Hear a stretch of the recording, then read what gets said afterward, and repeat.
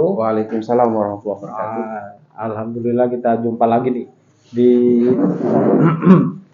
PI 5 ya. Iya. Jadi di PI 5 itu kita akan membahas temanya tentang rancangan program yang berpihak kepada murid. Gimana kabarnya, sehat Pak? Alhamdulillah sehat Pak Ali. Alhamdulillah cuaca bagus ya. Kemarin datang ke sini juga malah di kapal tertidur itu. Pulas banget. Berarti nyaman sekali ini. Nyaman. Ini juga suasananya bagus, jadi mendukung lah.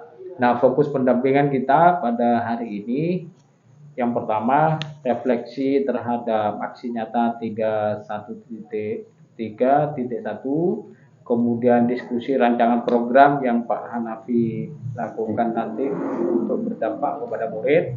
Kemudian kita review perkembangan komunitas praktisi, barulah nanti Pak Hanafi akan melakukan coaching supervisi akademik pada pasca observasi, kan gitu ya. Nah, oleh karena itu kita lakukan secara rutin. Tadi sudah ke pimpinan sekolah kita menyampaikan di PI 5 ini akan bersama Pak Hanafi dan rekan sejawat. Nah ini.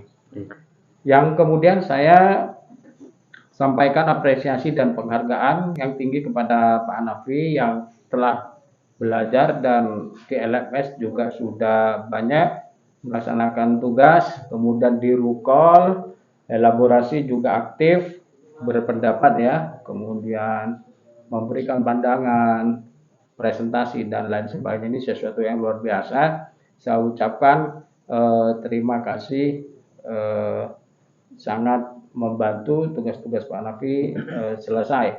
Kemudian selanjutnya saya nanti untuk di PI pra observasi dan observasi setelah ini dikumpulkan ya. Jadi instrumennya maksud saya sampai ke pasca dikumpulkan untuk kita lakukan identifikasi, kita evaluasi, kemudian video di pra dan observasi sebagai bahan penilaian PI 5 juga dikumpulkan nanti lah. Nah, Pak Raffi, terkait dengan persiapan aksi nyata nih di modul 3.1 yang sudah dilakukan, bagaimana proses Pak Hanafi dalam menentukan ya, mengidentifikasi sumber daya yang ada di sekolah ini? Terima kasih Pak Ali. Saya sampaikan juga kembali terima kasih karena sudah hadir di sekolah saya dan Ya. pendampingan PI 5 ya. Terkait dengan sumber daya sekolah, mengidentifikasi sumber daya sekolah, pertama saya akan buat tim khusus karena kan di sekolah ini ada banyak sarana yang digunakan oleh baik dari sarana dan prasarana ataupun sarana yang digunakan sebagai media pelajaran ataupun sebagai pendukung dari keberlangsungan proses pembelajaran di sekolah.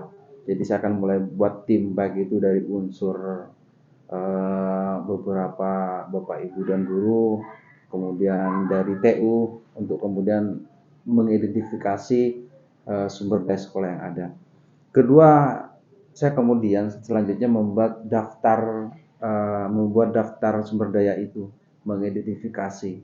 Jadi sumber daya daftar ini kemudian mana yang kemudian sumber daya yang masih layak, yang perlu pendewasaan, perlu perbaikan. Kemudian juga akan kita lihat sejauh mana peran daripada sumber daya sekolah ini. Kemudian selanjutnya yaitu mengidentifikasi, Pak. Iya. Ya, mengidentifikasi sumber daya sekolah itu. Dalam artian mengidentifikasi ini keberadaan sumber daya sekolah itu baik sumber daya sekolah yang di dalam maupun dari luar. Mungkin sementara gambarannya seperti itu. Oke, mungkin Pak Hanafi bisa cerita sedikit nih. Yang pernah Pak Hanafi tahu di sekolah ini sumber dayanya itu apa aja? Misalnya dari sarana prasarana apa, kekuatan gurunya itu apa, kemudian dari siswa yang bisa diberdayakan itu apa? Mungkin lah bisa disebutkan beberapa contoh. Sumber daya pertama dari sumber daya manusianya ya Pak Ali. Iya. Sumber daya manusia di sekolah kan karena kami di sekolah ini terdiri dari sekitar kurang lebih 70 guru pengajar sesuai dengan kompetensinya, dan rata-rata lulusan S1 dari berbagai perguruan tinggi yang luar biasa, favorit seperti UNISA, UM dan sebagainya dari perguruan tinggi yang ada di sekitar di Jawa Timur ini. Kemudian juga kepala sekolah yang sudah punya pengalaman dan sepak terjang yang luar biasa. Jadi kepala sekolah sebelum kesini sudah beliau punya pengalaman bahkan di luar Jawa. Jadi ini merupakan modal yang sangat bagus untuk pengembangan sekolah. Kemudian dari murid juga luar biasa. Di samping modal kuantitas yang banyak, sekitar 220 siswa mulai dari kelas 10 sampai kelas 12.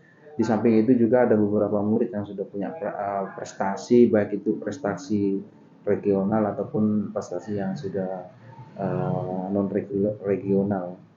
Di samping itu juga ada banyak kegiatan dan aktivitas ekstrakurikuler yang dilakukan oleh anak-anak itu, baik akademis maupun non akademis.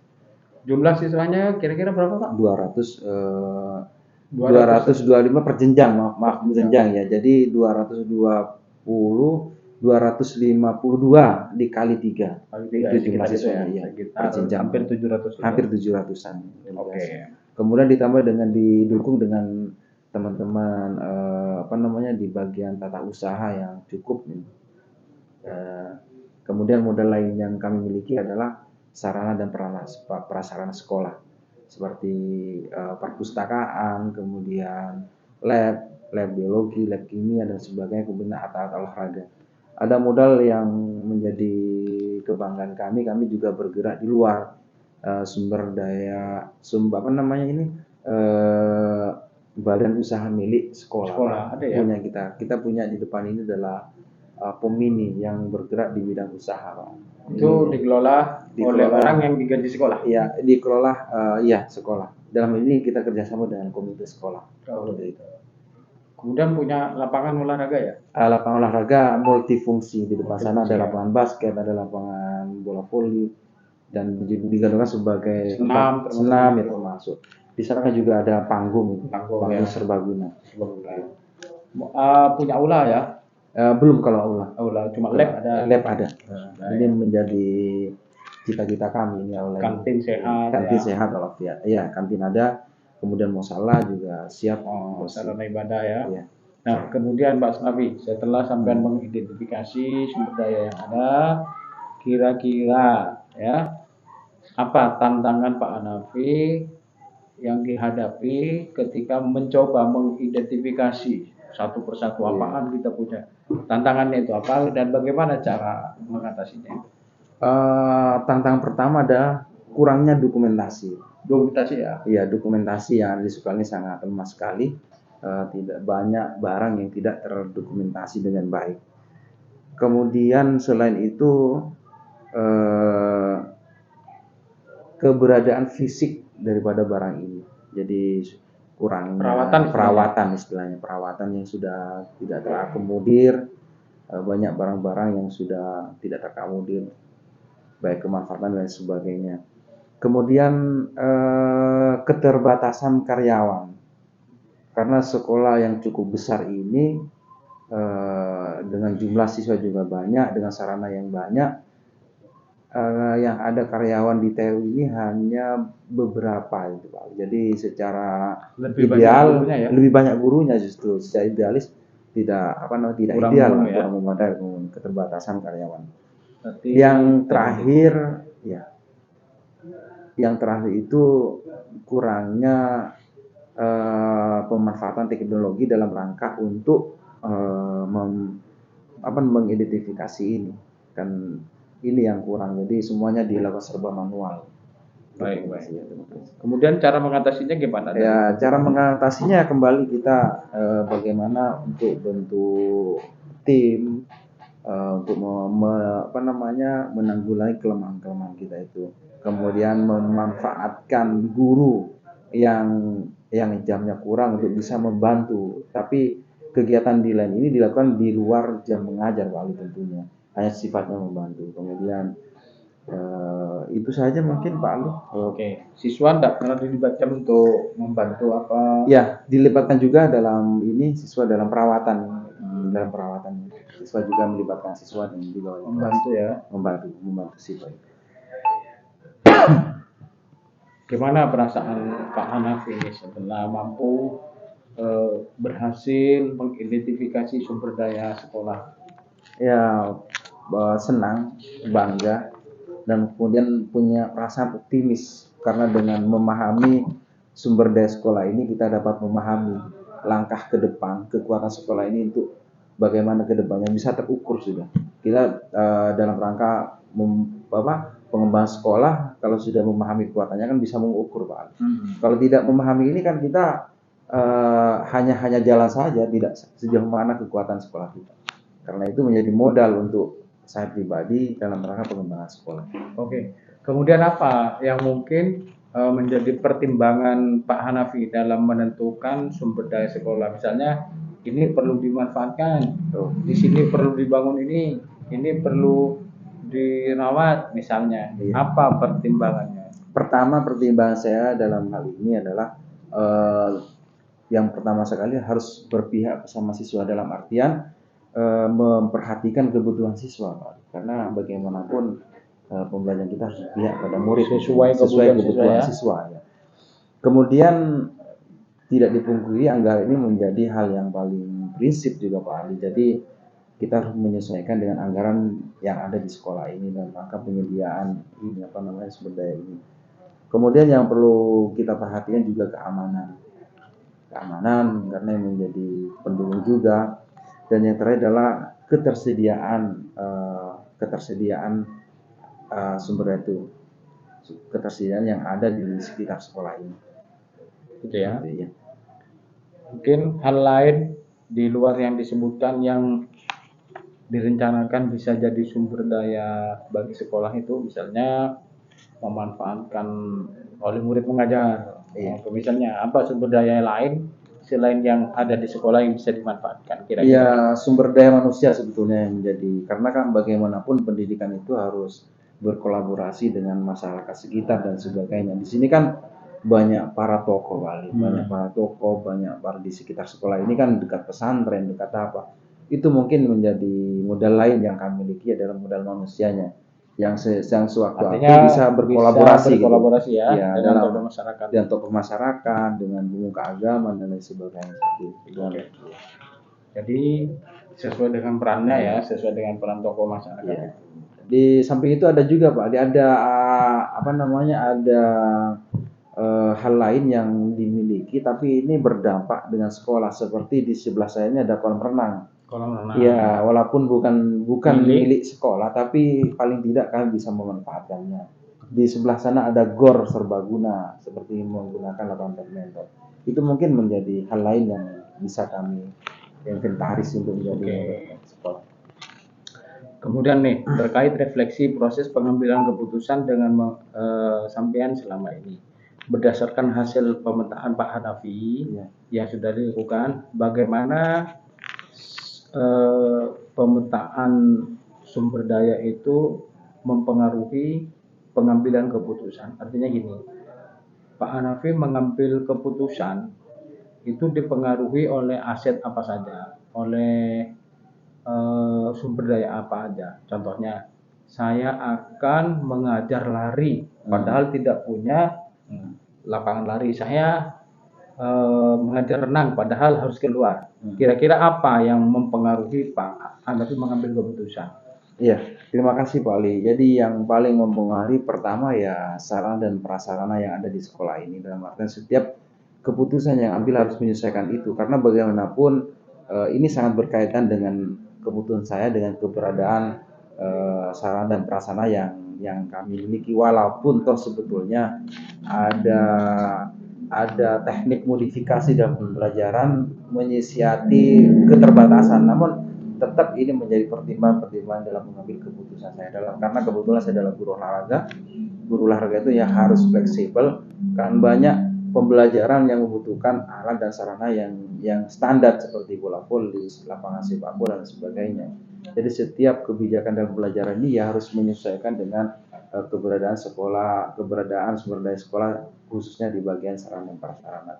Kemudian yang kedua juga harus dipertimbangkan adalah keberadaan lingkungan sekolah juga itu sangat diperhatikan. Artinya dampak yang akan terjadi ketika saya mengambil keputusan ini, baik dampak secara sesama teman guru ataupun kepada siswa, bahkan lebih-lebih kepada kepala sekolah, itu juga menjadi pertimbangan saya, Pak. Artinya sebenarnya teknik modifikasi itu adalah sebuah Keputusan juga. karena menyesuaikan dengan baik. Jadi apa aja yang menurut Pak Hanafi perlu kembangkan ya dan dievaluasi dari pengambilan keputusan itu? Baik, yang mungkin perlu saya kembangkan dalam pengambilan keputusan ini adalah bagaimana kemudian pengambilan keputusan ini dampaknya kepada siswa, yaitu dampak negatif positif tentunya, Pak Ali. Ini yang perlu saya kembangkan, dalam artian ketika saya mengambil keputusan ini akan berdampak pada pengembangan siswa ataupun pengembangan diri saya sendiri, kompetensinya seperti itu. Oke, menurut Pak Hanafi nih, apa aja yang mendukung keberhasilan dari keputusan Pak Hanafi yang ambil ya? Jadi yang mendukung keputusan Pak Hanafi itu apa aja? Yang pertama adalah tentunya saya sendiri, Pak Ali. Kemudian yang kedua adalah kepala sekolah. Kemudian pihak-pihak terkait, seperti ini ada banyak lembaga seperti BK, kemudian tim disiplin, dan yang paling utama juga adalah siswa.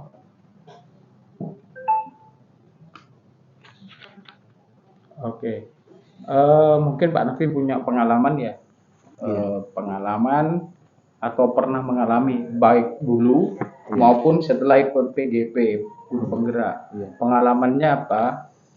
Mengalami dilema etika. Ingat, dilema etika itu benar versus benar ya. Jadi sampai bingung memutuskan padahal sama-sama benar. Ini coba ceritakan baik terkait dengan siswa maupun dengan rekan kerja. Pernah mengalami itu? Gimana caranya? Ini baru-baru ini, Pak. Kan kebetulan di Kabupaten Sumeneb itu ada kegiatan upacara dalam rangka Hardiknas ya, kalau nggak salah. Ya. Nah, ada salah satu murid kebanggaan saya, murid memang menjadi andalan. Itu sebelumnya sudah tergabung di Paskibraka Kabupaten dalam rangka pengibaran bendera merah putih 17 Agustus. Nah, pada saat Hardiknas ini ternyata panitia di kabupaten itu dalam rangka mengakomodir pasukan pengibar bendera itu melakukan via WhatsApp ke anak-anak. Kemudian dia menawarkan siapa yang mau ikut silakan bergabung dan berangkat ke kabupaten. Nah, dia minta izin ke saya. Nah, kemudian saya meminta izin ke kepala sekolah terkait ini. Nah, kemudian bahasnya kepala sekolah adalah mana izinnya. Ini di hal yang sangat dilema bagi saya pribadi sebetulnya, Pak Ali. Di satu sisi ini adalah untuk pengembangan potensi anak, termasuk menjual nama sekolah, nama sekolah. Tapi di sisi lain kepala sekolah juga tidak salah karena butuh rekomendasi dari panitia. Betul, nantinya semacam undangan pemberitahuan apa itu ya. Sementara si wali murid nelpon saya, terlepas dengan izinnya anak ini menyerahkan kepada saya atau sekolah. Kalau sekolah mengizinkan, sekalipun tidak atas nama sekolah, wali murid siap memberangkatkan, walaupun dengan dana sendiri, karena tidak rekomendasi. Kalaupun ini diberangkat sekolah ya tambah bagus. Nah, sekolah di satu sisi adalah prosedural, walaupun di sisi lain ini juga baik untuk pengembangan anak. Itu yang dilema bagi saya, Pak. Akhirnya tidak berangkat. Gitu. Jadi itu sama-sama benar ya. Sama-sama. Itulah yang seringkali kita alami di dunia pendidikan ini. Nah, menurut Pak Hanafi nih, dari proses pengambilan keputusan yang dilakukan itu sudah sesuai ya dengan prinsip-prinsip langkah modul 3.1. Iya, sudah sesuai. Jadi di situ kan ada prinsip apa, kemudian langkah-langkahnya gitu sudah disesuaikan itu. Oke. Menurut Pak Hanafi nih, apa yang perlu dikembangkan atau perlu dievaluasi dari cara Pak Hanafi mengambil keputusan? Mungkin saya mengambil keputusan kok tergesa-gesa, saya mengambil keputusan tanpa pertimbangan, saya mengambil keputusan belum minta pendapat ke orang lain misalnya ya. Jadi apa aja yang menurut Pak Hanafi perlu dikembangkan, ya, dievaluasi dalam rangka mengambil keputusan? Yang paling penting bagi saya untuk bisa kemudian dievaluasi dari kembang adalah kolaborasi. Karena apa? Karena setiap keputusan yang diambil oleh saya itu akan berdampak ke berbagai pihak. Perlu kolaborasi. Kolaborasi berupa pendapat dari pihak-pihak tertentu, baik terdampak secara langsung ataupun tidak langsung. Karena setiap keputusan yang saya ambil di sekolah ini semua berdampak. Karena itu sebelum berdampak kita harus ada kolaborasi, ada pendapat, sharing dan sebagainya. Kalau ini dikembangkan dengan baik, maka nantinya apapun hasilnya nanti maka tetap akan berdampak baik. Oke, terima kasih Pak Hanafi. Ya. Kemudian baik ya, setelah jeda ini saat ini kita akan bincang tentang rancangan program yang berdampak kepada murid. Santai aja Pak Hanafi. Iya. Waktu juga disediakan sangat cukup banyak dan kita bisa diskusi secara santai dan fleksibel, tetapi sesuai dengan SOP-nya. Nah, Pak Hanafi, apakah Pak Hanafi sudah ya merancang program yang dampaknya kepada murid? Ya, sudah. Oke, jadi sudah. Apa aja bentuk program itu? Ada 2 program yang sudah saya rancang dan bahkan sudah saya lakukan. Sudah jalan ya? Sudah jalan. Apa itu Pak? Pertama adalah Jumat Berkah. Jumat Berkah programnya, kegiatannya apa ini? Kegiatan itu anak-anak bagaimana anak-anak membiasakan diri untuk beramal, Pak. Jadi anak-anak itu tidak dibatasi, tidak ditentukan. Dia anak-anak dengan ikhlas setiap sholat itu di hari Jumat, bukan sholat berjamaah, di setiap hari Jumat itu anak-anak disediakan tempat amal kotak. Di situ anak-anak menyisihkan uangnya untuk kemudian menaruh atau memberikan sebagian sisa uang jajannya ke kotak itu. Untuk bagaimana kemudian kotak ini hasilnya ini dikembangkan untuk tetap dikembalikan kepada anak kebutuhan anak atau kepada amal jariah. Ini yang sudah kami lakukan. Yang kedua adalah di bidang olahraga. Di bidang olahraga dalam rangka pengembangan minat dan bakat anak di bidang olahraga, sekaligus untuk menyeleksi bakat-bakat anak itu, maka saya Pak Ali melakukan sebuah kompetisi kompetisi pertandingan bola futsal antar kelas. Ya. Ini saya lakukan dalam rangka ingin saya melihat di kelas-kelas itu ada nggak anak-anak yang berbakat untuk kemudian disatukan bibit-bibit kemudian disatukan dalam satu tim sekolah yang ini nantinya akan mewakili sekolah ke depan untuk bisa mewakili dalam kompetisi tertentu, Pak. Artinya untuk olahraga di program olahraga itu menyangkut semua kelas. Semua kelas. Kemudian untuk Jumat berkah itu semua kelas juga. Semua kelas. Ya. Kalau Jumat Berkah ini tidak hanya murid, Pak Ali. Guru juga semua keluarga besar sekolah itu, baik TU, orang kantin, murid, guru itu semuanya menyisihkan uangnya khusus ya. Mungkin Pak Hanafi pernah tahu nih, jadi misal dari aspek nominal ya, berapa nominal yang pernah tahu Pak Hanafi? Iya. Itu di kisaran 450 hari itu ya. Satu hari. Kemudian nanti dimanfaatkan sesuai kebutuhan. Termasuk santunan. Di samping santunan kan di sini kan banyak anak-anak yatim di sekolah ini, Pak. Iya. Untuk membantu anak-anak yang artinya untuk perlengkapan pembelajaran juga digunakan untuk kegiatan ibadah juga ya. Di kegiatan bukan sarananya nih Pak, kegiatannya ya. Nah kemudian dukungan apa aja yang Pak Hanafi perlukan untuk terus menerapkan program yang sudah dikerjakan itu? Ya, dukungan dari semua stakeholder yang ada di sekolah ini, baik dari Pak sekolah, Bapak Ibu Dewan Guru, terutama juga siswa Pak. Yang paling penting selain itu juga dukungan dari ketersediaan sarana dan prasarana yang ada di sekolah.